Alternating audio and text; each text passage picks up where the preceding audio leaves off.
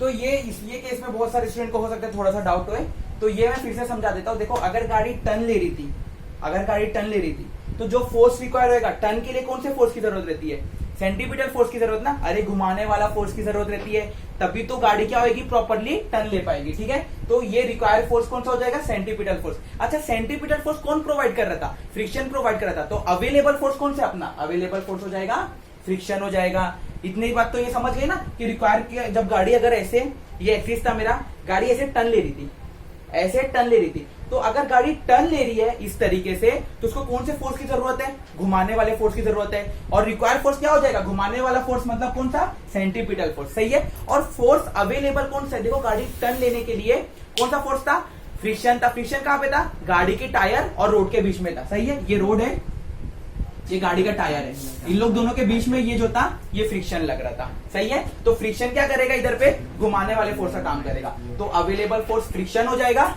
सही है, और रिक्वायर वाला फोर्स कौन सा हो जाएगा? सेंट्रीपिटल फोर्स हो जाएगा। ठीक है, चलो एक बात ये बहुत से स्टूडेंट को लगा होगा कि ये कंडीशन कैसे है, नो स्किडिंग कंडीशन कैसे मिली। ठीक है, तो ये देखो मैंने क्या किया था, सीपीएफ का फॉर्मूला, सेंटीमीटर का फॉर्मूला v² आ गया था। कब v² आया था जरा बताओ? जब मैंने मास और रेडियस को क्या ले लिया था, 5 एज्यूम कर लिया था, तो वो कैंसिल हो गए थे। सही है, अब मैंने इधर पे एक टेबल बनाया था v, सीपीएफ और फ्रिक्शन का, और लिमिटिंग फ्रिक्शन कितना रखा था? 15 न्यूटन रखा था। मतलब मैंने बोला था कि जो फ्रिक्शन अवेलेबल है ना, मतलब फ्रिक्शन लिमिटिंग फोर्स है ना, तो वो कितना हो जाएगा?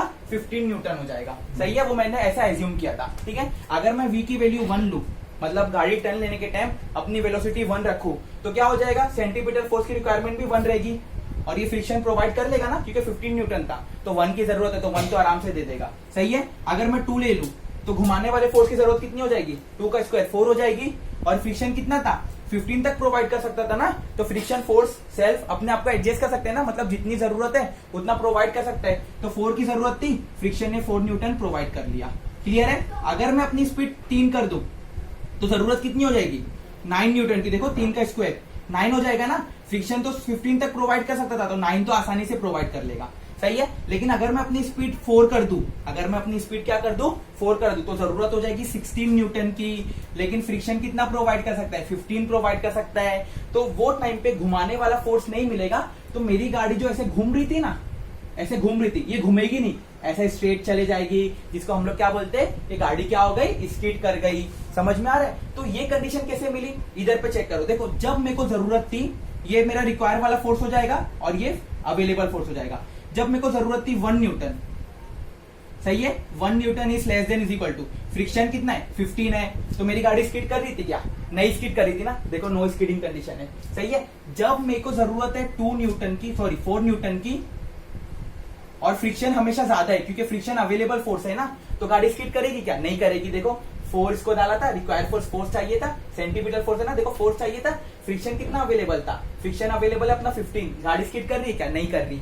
जब मेरे को जरूरत है 9 न्यूटन की, और फ्रिक्शन मेरे पास 15 अवेलेबल है, फ्रिक्शन ज्यादा है और जरूरत कम है।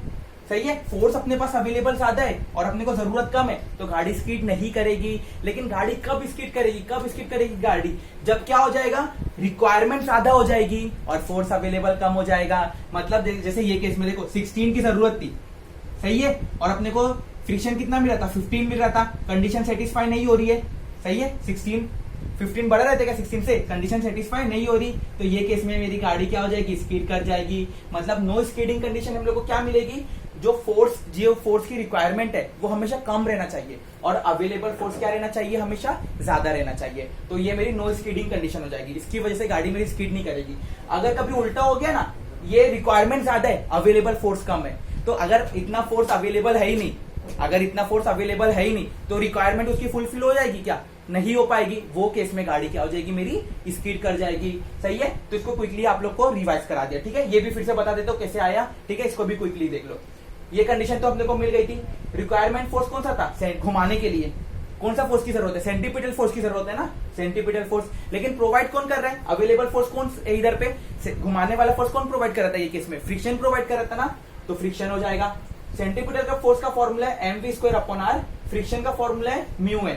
सही है, μn म्यू मतलब कोएफिशिएंट ऑफ फ्रिक्शन, एन मतलब नॉर्मल रिएक्शन। जो नॉर्मल रिएक्शन वो फोर्स होता है जो हमेशा परपेंडिकुलरली लगता है, ठीक है। चलो, और एन का फॉर्मूला, नॉर्मल रिएक्शन का फॉर्मूला mg होता है, तो एन की जगह पे मैंने mg पुट कर दिया, एम से एम क्या हो गया, कैंसिल हो गया, ये आर मेरा उधर गया, म्यू स्क्वायर आरजी हो गया, टेकिंग स्क्वायर रूट करा तो v is less than is equal to under root mu R g, सही है। तो अगर बेटा मैं अगर कार को सेफली टर्न कराना चाहता हूं तो मेरे को मैक्सिमम इतनी स्पीड रखनी पड़ेगी, मैक्सिमम कितनी स्पीड रखनी पड़ेगी, इतनी स्पीड रखनी पड़ेगी। अगर मैं ये कंडीशन से, ये स्पीड से अगर ज्यादा रखा तो मेरी गाड़ी टर्न नहीं होगी, गाड़ी क्या हो जाएगी, स्किड कर जाएगी।